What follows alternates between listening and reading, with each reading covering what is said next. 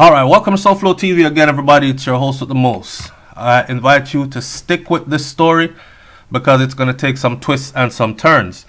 I don't know if I still have to explain to people why I use the word dashwe instead of whatever word you want me to use, but just know that there's a reason, a method behind the madness. Anyway, check out this video clip and then we are going to get into the story and comments.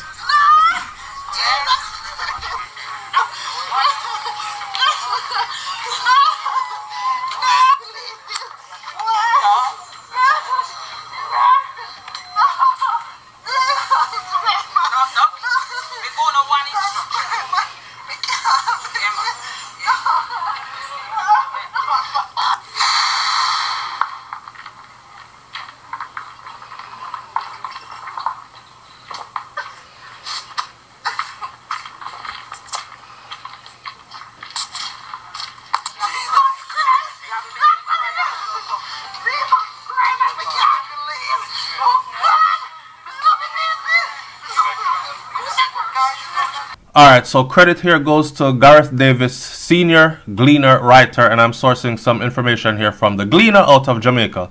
So, there was a trail of blood from the bathroom to the bedroom. People, when you listen to know, there was a trail of blood from the bathroom to the bedroom of murdered Member of Parliament, Dr. Linval Bloomfield.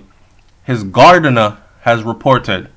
The gardener, who did not want to be identified, turned up at Bloomfield's Paisley Gardens, Portland home about 8 o'clock this morning to cut the yard as usual. He said on arrival that he noticed that the grill and the front door were opened, but he never found it suspicious. Alright. According to the gardener, sometime later, the helper also arrived, and after a brief greeting outside, "What, how you doing? Everything alright?" "Yeah, man." She headed inside the house, the two-story dwelling. He said before long he heard her screaming, and he immediately dashed inside to find a bloodied Bloomfield laying naked in the bedroom. The gardener also said that the shower in the bathroom was still running. Senior police investigator from Kingston Major Investigation Division have been in Paisley Gardens since this morning searching for clues into the murder, or what seems like a murder. However, it is understood that the police have not identified any signs of forced entry. Alright, so far we have a trail of blood leading from the bathroom to the bedroom. We have the shower still running. We have the gardener who said when he arrived, the grill and the front door was open, but he did not find it suspicious. As we continue, they have also reportedly discovered a black vest in a bushy pathway leading to Bloomfield's house. In the meantime, as news of Bloomfield's murder spread, a massive crowd of People National Party and Jamaica Labour Party supporters converged near his home, hoping to get a glimpse of the body. Are you thinking what I'm thinking? Politics is a dirty game, you know. But anyway, however, the entire area was cordoned off by police. "It came as a shock to me," said Dexter Rowland, councillor for the Port Antonio division of Bloomfield Loyalists. "When I first heard about the incident, I was numb." He described Bloomfield as one of the kindest, happiest, most loving and caring human being he had ever known. He spoke to him on Friday around 3 p.m. He then said, "I tried calling him Friday night, but his phone rang with no answer.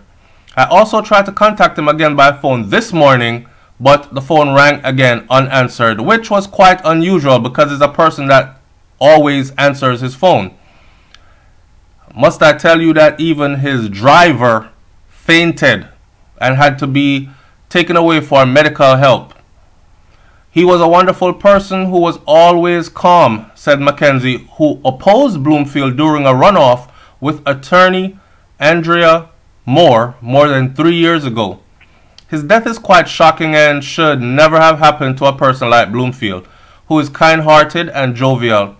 He is a wonderful human being, and despite our differences during the runoff, he was a gentleman who extended kindness to many. Bloomfield is a two-term MP, was first selected in 2011 when he defeated Patrick Lee of the Jamaica Labour Party, and in 2016 he beat the JLP's Deron Wood to retain the Portland East seat. I don't know if you know it, but Portland are run red these days. Now, some of these comments that were made under this article, which was printed in the Gleaner, were very interesting. And I know some people have some very interesting things to say. I'm going to read some of the comments for you, and then I'm going to end with my own opinion.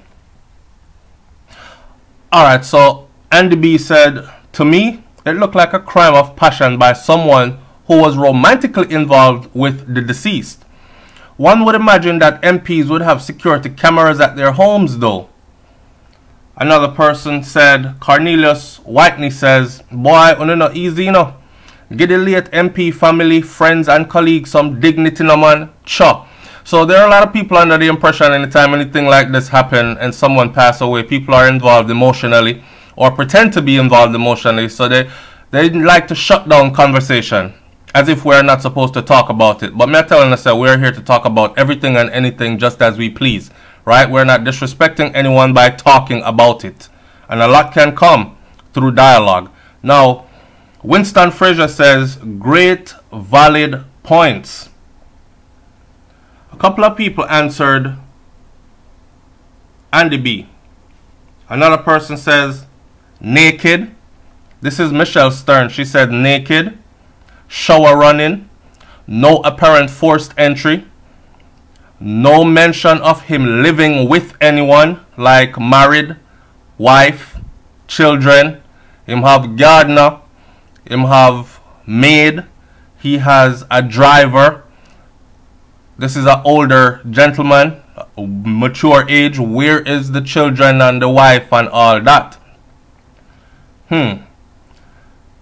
I think he was killed by someone he knows very, very well. Miles Goodison Fearson says, this sounds like whoever killed him was someone he knew personally.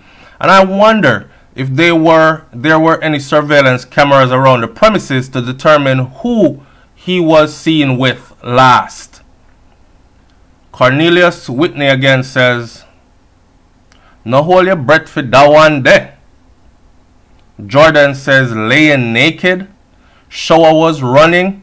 I really hope the police can determine who did it. Westbo, the poet, says, R.I.P. Dr. Linval Bloomfield. What's next? It is going to take the murder of a sitting MP to get real serious on crime in Jamaica, isn't it?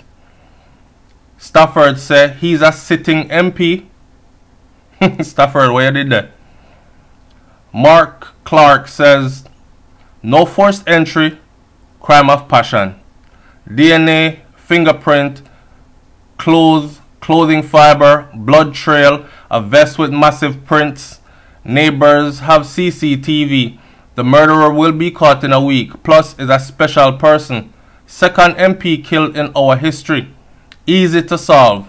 Massive resources, not just an ordinary person. Cloud King says, who was the first MP who was killed? Lloyd Davison says, if this high-profile person is not solved in 7 days, the CIB needs to be retrained or the Commissioner of Police need to immediately resign. Who is immune to murder in Jamaica? Nobody. If they want to kill you undetected, they employ the use of a knife instead of a gun. I warned about this, one of my recent posts.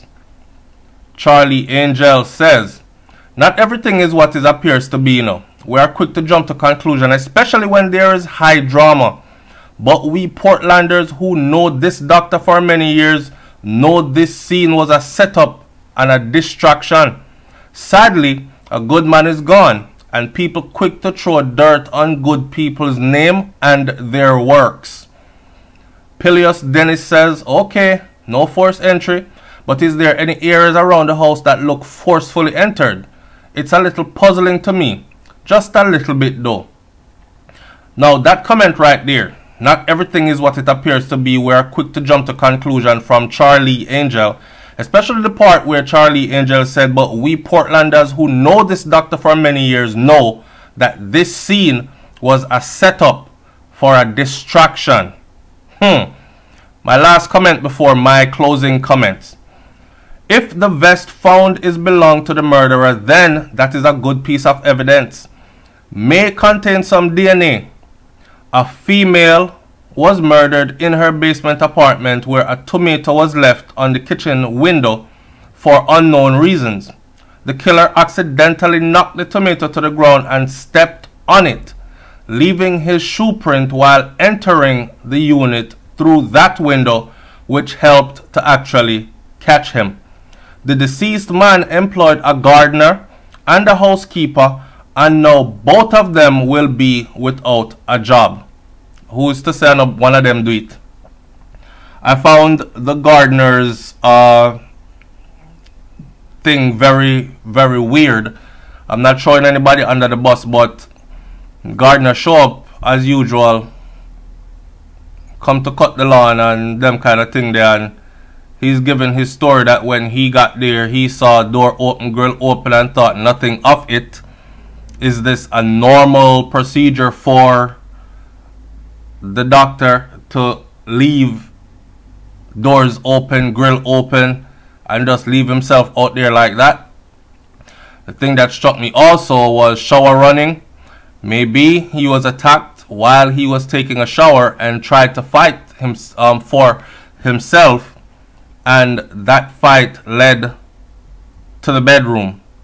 From the shower to the bedroom. I don't know.